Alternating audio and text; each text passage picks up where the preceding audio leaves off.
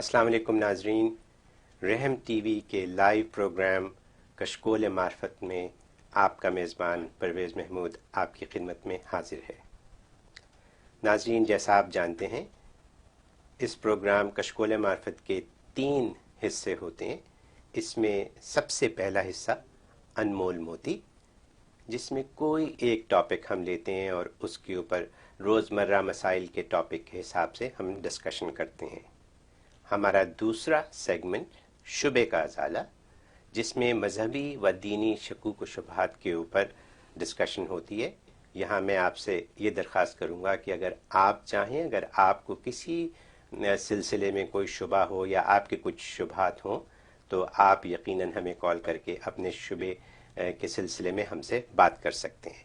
ہمارا تیسرا ٹاپک لطائف علمی، جو اسلامی تاریخی واقعات پر مبنی ہوتا ہے۔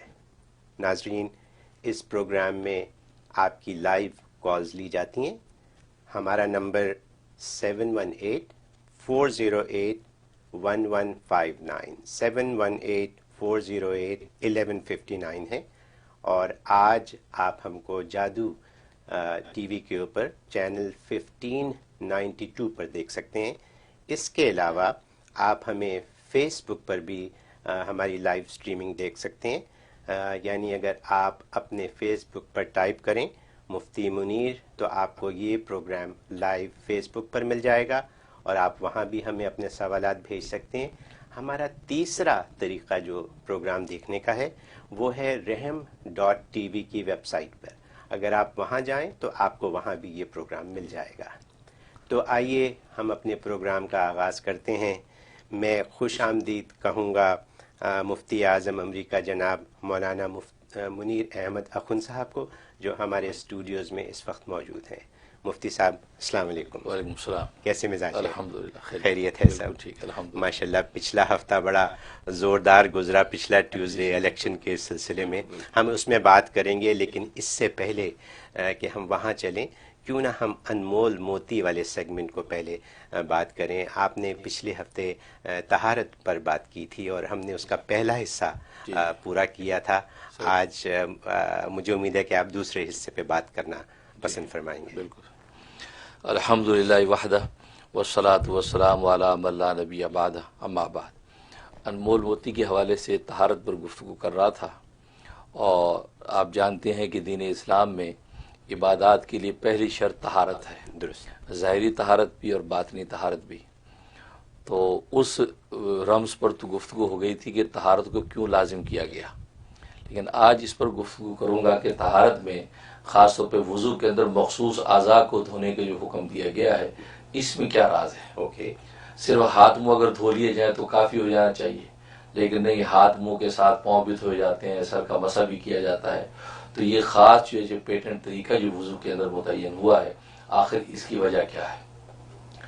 اس کی بہت سی وجوہات علماء نے لکھی ہیں۔ ایک وجہ یہ کہ یہ خاص اعضاء اس لیے متعین کیے گئے ہیں کہ تاکہ کوئی مشقت اور حرج لازم نہ آئے، کیونکہ یہ اعضاء جو ہے ویسی ظاہری طور پہ کھلے رہتے ہیں۔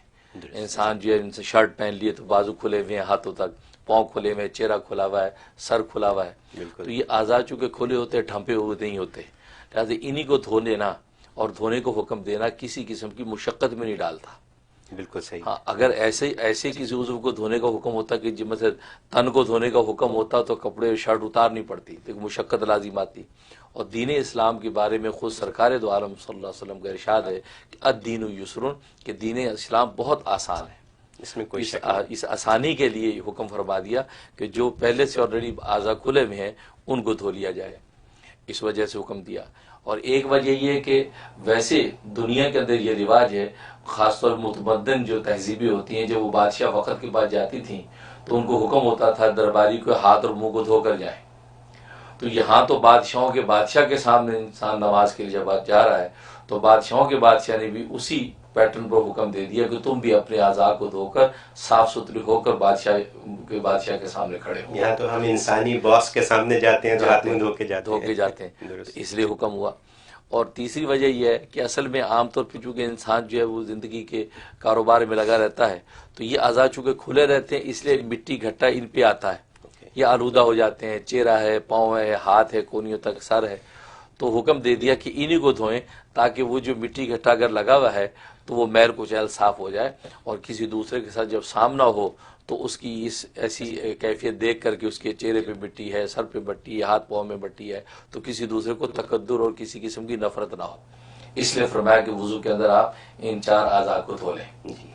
اور ایک وجہ یہ ہے کہ چونکہ عبادت میں اللہ کے سامنے کھڑا ہونا ہے تو نشاط اور تیقظ ضروری ہے، اور یہ جب انسان آزاد ہو لیتا ہے وضو میں تو اس کے اندر ایک خاص نشاط پیدا ہو جاتی ہے، اس میں ایک قسم کی جو ہے غفلت کی کیفیت ختم ہو جاتی ہے۔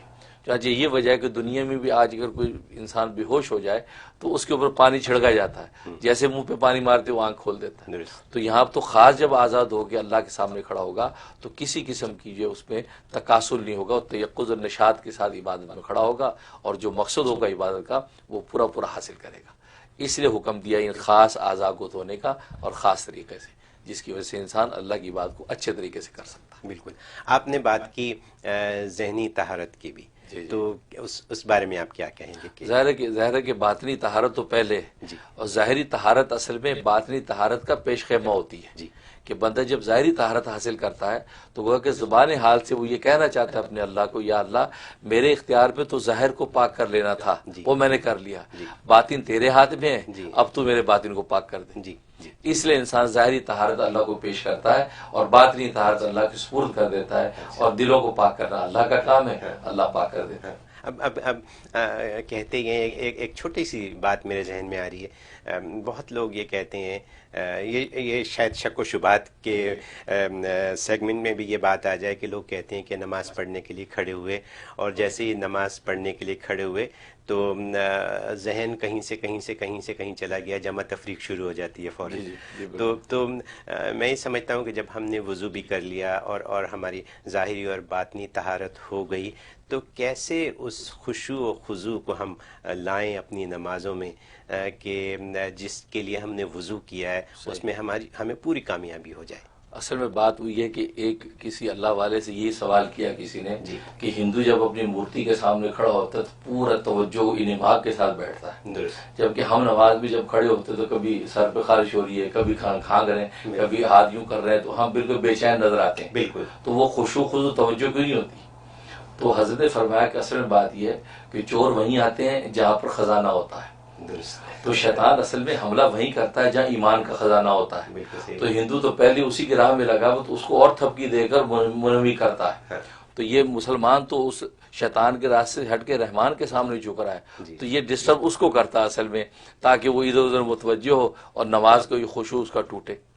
تو لہٰذا اس ٹوٹنے کے وقت میں انسان جب متوجہ رہتا ہے اللہ کی طرف، تو اس جو خاص قسم کی جو جنگ کرتا ہے وہ اندر ہی اندر، تو شیطان سے ہٹ کے رحمان کی طرف کی، اس پر بھی اللہ تبارک و تعالیٰ مومن کو اجر عطا فرماتے ہیں۔ یہ میری خاطر جو ہے کوشش کر رہا ہے کہ یہ میری طرف متوجہ رہے۔ لہٰذا حکم یہی ہے کہ جب نماز میں ایسے خیالات آئیں تو اس کو چھٹنے کی کوشش کرے اور اپنی نماز میں لگا رہے، تو پھر بھی آتے رہیں تو خیال آنا برا نہیں ہے، خیال لانا برا ہے۔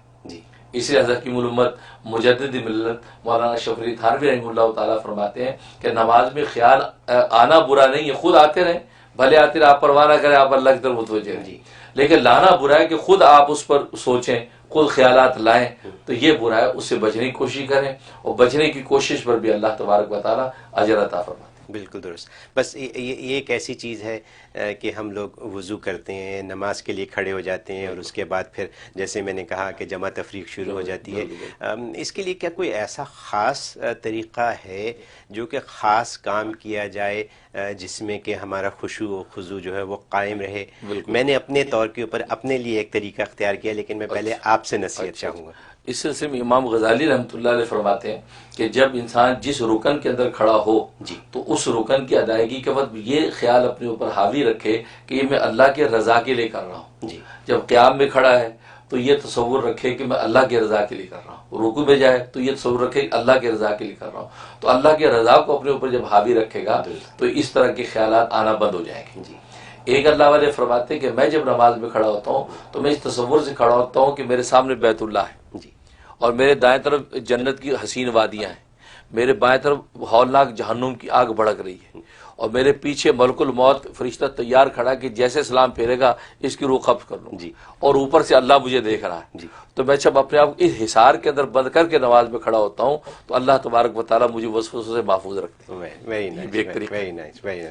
خواتین و حضرات، آپ رحم ٹی وی پہ ہمارا پروگرام کشکول معرفت دیکھ رہے ہیں. ہمیں آپ کی کالز کا انتظار بھی رہے گا. ہمارا فون نمبر 718-408-1159 718-408-1159. ہم اپنے پروگرام کے پہلے سیگمنٹ انمول موتی میں اس وقت ڈسکشن کر رہے ہیں اور بات چیت ہو رہی ہے طہارت کے اوپر، اور طہارت سے ہم نماز کے اوپر چلے گئے. میرے ذہن میں کیونکہ خود سوال آتے رہتے ہیں اس لیے میں مفتی صاحب سے سوال پوچھتا رہتا ہوں. میں نے ایک طریقہ اپنے ذہن میں خود ہی پیدا کیا اپنے خشوع و خضوع کے لیے. آپ فرمائیے وہ اچھا ہے یا نہیں. وہ یہ کہ میں جب نماز پڑھتا ہوں تو جیسے میں سورہ فاتحہ پڑھتا ہوں تو میں سورہ فاتحہ کے تمام الفاظوں کو اپنی آنکھوں سے دیکھنا شروع کر دیتا ہوں. پڑھ بھی رہا ہوں اور دیکھ بھی رہا ہوں. یعنی میں قرآن کی طرف اور ان صورتوں کی طرف جو میں پڑھ رہا ہوں میں ان کی طرف دیکھنا شروع کر دیتا ہوں. تو میرا ذہن صورت کی طرف چلا جاتا ہے اور ذہن پڑھنے بھی لگتا ہے. تو بجائے اس کے کہ میرے ذہن میں یہ ہو کہ میں نے کہاں سے پیسے کمانے ہیں یا کہاں خرچنے، تو میں صورتوں کی طرف دھیان دیتا ہوں. اس سے مجھے کسی حد تک کامیابی ہوتی ہے. تو ایک یہ طریقہ ہے، اور ایک آپ نے فرمایا کہ اللہ کی رضا کے لیے سب کام ہو رہا ہے. بالکل صحیح، بہت اچھا. یہ تو انسان کی اپنی اسٹریٹجی ہے جی کہ انسان کو جہاں ایسا فیل ہوتا ہے کہ اس طریقے پر مجھے خوش و خضوع حاصل ہے، جی تو جیسے آپ نے سوچا، اس لیے کہ باطنی طور پر نماز کے اندر کسی خیال سے تعین کر لینا اس میں کوئی مذاقہ نہیں ہے. ظاہری الفاظ کے اندر کوئی ایسا لفظ ظاہر نہ ہو کہ جس سے نماز انسان کی بریک ہو جائے. لیکن جیسے آپ نے سوچا کہ میں یہ تصور باندھ لیتا ہوں اور تصور کی آنکھ سے میں قرآن کو دیکھنے لگتا ہوں، اس سے خوش و خضوع ہو جاتا ہے. بہت اچھا ہے. تو انسان کی اپنی اپنی طبیعت پر منحصر ہے جیسے وہ خوش و خضوع حاصل جیسے اس کے لیے بہتر. Coming back to the topic, جو طہارت کی جو بات ہو رہی ہے، آپ نے ظاہری اور باطنی طہارت کی بات کی. ظاہری بات ہے جتنی ظاہری طہارت کی ضرورت ہے اتنی ہی باطنی طہارت کی بھی ضرورت ہے. ظاہری طہارت میں جو ہم وضو کرتے ہیں، اس کے بارے میں آپ یہ فرمائیے کہ جب ہم وضو کرتے ہیں تو کیا ہمیں کچھ پڑھنا چاہیے، کچھ کلمات، کچھ چیزیں جو بتائی گئی ہیں کیا ہیں؟ اس کے لیے مختلف ارکان جو وضو کے انسان پورے کرتا ہے تو مختلف دعائیں اس کے لیے بھی متعین ہیں. اور ویسے یہ ہے کہ بسم اللہ الرحمن الرحیم پڑھ کے وضو شروع کریں اور پورا وضو مکمل ہونے کے بعد وضو کی دعا ہے کہ وضو کی دعا پڑھ لی جائے.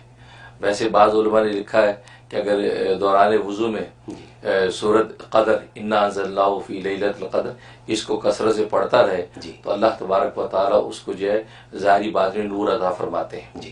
اس کو آنکھوں کے نور کے اندر جلا بخش دیتے ہیں، بڑھا دیتے ہیں. اور بعض علماء نے فرمایا کہ اگر وضو کرنے کے دوران میں القادر کا ورد رکھیں تو اللہ تبارک و تعالیٰ اس کو ہر قسم کے ظلم و ستم سے محفوظ رکھتے ہیں اور کوئی دشمن اس پر حاوی اور غالب نہیں ہو سکتا. تو القادر پڑھتے پڑھتے ہی اپنی جو وضو کو مکمل کرے القادر، اور آخر میں دعا پڑھ لے، اس سے بھی فائدہ ہوگا. Very nice, thank you so much. میرا خیال ہے ہماری ایک کال ہے، آئیے ہم کال لیتے ہیں. السلام علیکم. جی السلام علیکم. مفتی صاحب سے مجھے سوال کرنا تھا. جی فرمائیے، کون سا بول رہا ہے؟ صاحب میں فواد بول رہا ہوں نیو یارک سے. جی فواد.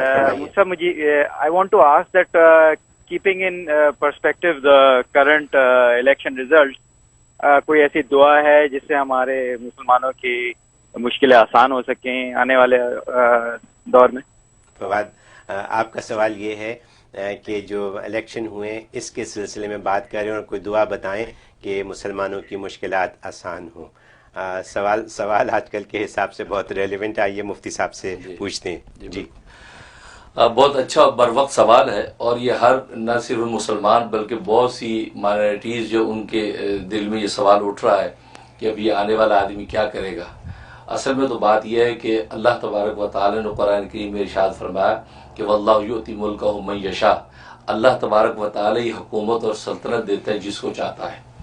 تو گویا کہ خاص طور پہ ٹرمپ کے معاملے میں تو یہ آیت بالکل جو آنکھوں سے سچی نظر آتی ہے کہ واقعی اللہ نے اس کو یہ حکمرانی دے دی امریکہ کی.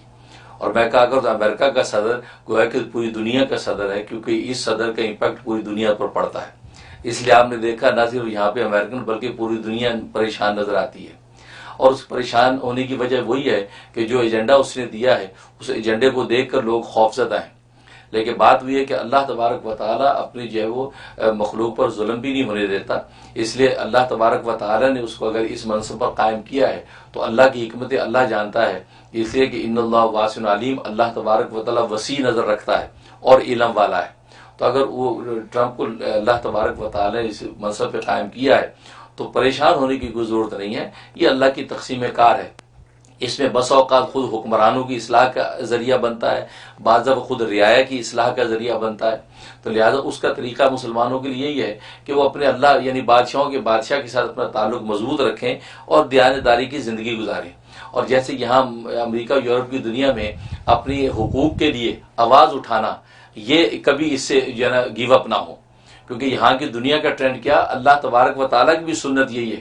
آپ جانتے ہیں کہ بنی اسرائیل فرعون کے زمانے میں بنی اسرائیل کی کتنی بڑی تعداد تھی، تقریباً 6 لاکھ تھے، لیکن آپ نے دیکھا سب کے سب غلام تھے، اور اس کے مقابلے میں جو قبطی تھے جو فرعونی وہ بہت کم تھے، وہ چند لاکھ تھے، وہ 1.5-2 لاکھ پوری اس پہ 6 لاکھ پہ حاوی اس لیے تھے کہ بنی اسرائیل اپنے حق کی آواز نہیں اٹھاتے تھے اور ہر بات کو برداشت کرتے۔ ظلم کو برداشت کرنا یہ بھی حقیقت میں ظالم کی مدد کرنا ہے۔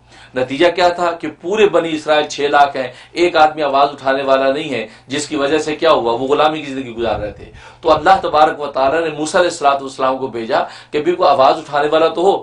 جب انہوں نے آواز اٹھائی، بنی اسرائیل نے تائید کی، اللہ تبارک و تعالیٰ ان کی حقوق کی آواز اٹھانے پر ان کو فتح و نصرت عطا کی۔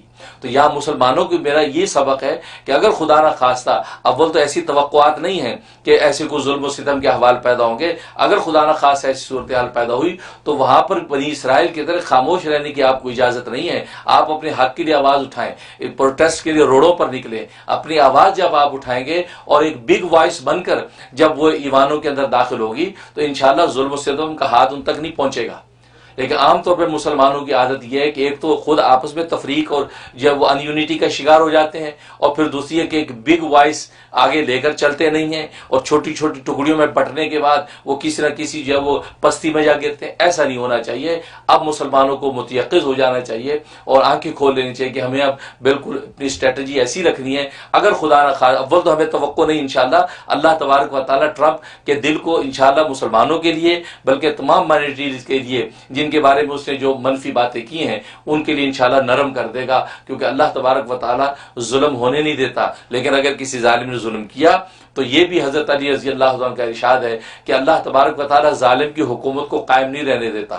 کافر کی حکومت قائم رہ سکتی ہے لیکن ظالم کی حکومت قائم نہیں رہ سکتی۔ تو ظاہر ہے کہ ٹرمپ پھر ظاہر ہے کہ اس کا جو بھی اس کا ریئیکشن ہوگا اللہ کی طرف سے اس کو وہ ریئیکشن کو پہنچے گا اور اللہ تعالیٰ دنیا کے اندر اس کو واضح کر دیں گے، اس لیے اس میں پریشانی کی ضرورت نہیں ہے۔ باقی پڑھنے کے حوالے سے حسبی اللہ و نعم الوکیل، حسبی اللہ و نعم الوکیل یہ وہ کلمہ ہے کہ جو نمرود کے ظلم کے نتیجے میں حضرت ابراہیم خلیل اللہ علیہ السلام نے پڑھ کر آگ کے اندر قدم رکھا تھا، کہ جب اس نے آگ کے اندر پھینکنا تھا آپ نے بس یہی پڑھا حسبی اللہ و نعم الوکیل، یہ پڑھا اور آگ کے اندر جب گرے ہیں تو اللہ تبارک و تعالیٰ نے اس کلمے کی برکت سے اس آگ کو گلے گلزار بنا دیا۔ تو لہذا مسلمانوں سے درخواست یہ ہے کہ اپنی ہر نماز کے بعد 101 دفعہ کم سے کم حسبی اللہ و نعم الوکیل پڑھ کے اللہ سے دعا کرتے رہیں، پوری امت مسلمہ کے لیے خیر مانگتے رہیں، تو انشاءاللہ اللہ تبارک و تعالیٰ کی نصرت آپ کے ساتھ رہے گی۔ بہت شکریہ، آپ نے فواد صاحب کا جواب بہت تفصیل سے دیا۔ ہماری خواتین و حضرات، ہماری بریک کا وقت ہوا چاہتا ہے، لیکن اس سے پہلے میں آپ کو یہ بتانا چاہوں گا کہ ہم آپ کے سوالات کو فیس بک پر بھی اگر آپ اس وقت ٹائپ کر کے بھیجیں تو ہم ان کو اپنے پروگرام میں شامل کر سکتے ہیں۔ ہمارے فیس بک پہ جانے کے لیے آپ مفتی منیر ٹائپ کریں تو آپ کو ہمارا لائیو فیس بک پیج مل جائے گا جہاں پہ آپ اپنے سوالات ہمیں بھیج سکتے ہیں۔ اس کے علاوہ ہمارا نمبر ہے 7184081159 جس پر آپ ہمیں فون سے بھی کال کر سکتے ہیں۔ آئیے ایک چھوٹی سی بریک لیتے ہیں۔